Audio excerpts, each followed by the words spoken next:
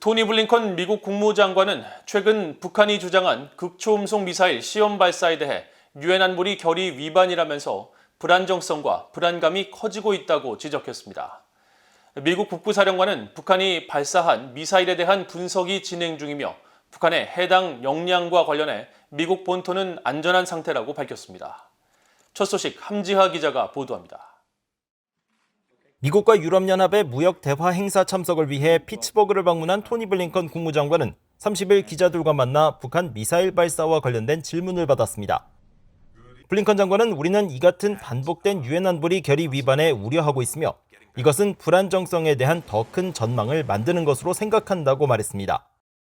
블링컨 장관은 또 이번 미사일을 극초음속이라고 밝힌 북한 주장과 관련해 정확히 북한이 무엇을 했는지 어떤 기술을 이용했는지 이해하기 위해 평가와 분석을 하고 있다면서 하지만 어떤 것이든 상관없이 지금 우리는 국제사회가 매우 심각하게 취할 필요가 있는 유엔 안보리 결의에 대한 반복된 위반을 목격했다고 밝혔습니다. 블링컨 장관은 이어 한국 정부의 긴장 완화 조치에 대한 지지를 확인하면서 현존하는 위험을 적절하게 줄일 수 있는 어떤 조치가 있다면 아마도 타당할 것이라고 말했습니다. 이런 가운데 글렌 베너크 미국 북부사령관은 30일 화상으로 진행된 국방부 브리핑에서 북한의 극초음속 미사일 발사에 대한 미국의 방어 역량과 관련한 질문을 받고 분석 중이라면서도 미국 본토는 안전하다는 점을 강조했습니다.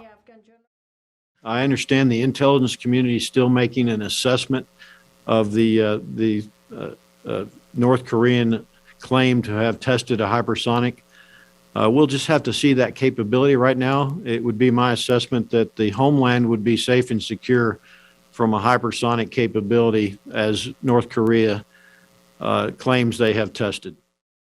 존 커비 국방부 대변인도 우리는 발사의 구체적 상황을 분석하고 있고 그보다 앞서가지는 않겠다면서 북한이 주장한 극초음속 미사일 여부에 대해 말을 아꼈습니다. While we've assessed that this event does not pose an immediate threat to U.S. personnel or territory or to our allies, it does highlight the destabilizing impact of the DPRK's illicit weapons program, and nothing changes about our commitment to our alliance with both Japan and South Korea.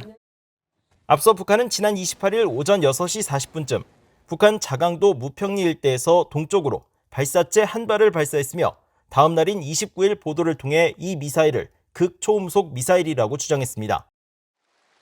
또 북한의 김정은 국무위원장은 최고인민회의 연설을 통해 위력한 새 무기 개발에 박차를 가하고 있다고 말해 새로운 미사일에 대한 추가 시험 발사 가능성을 내비쳤습니다.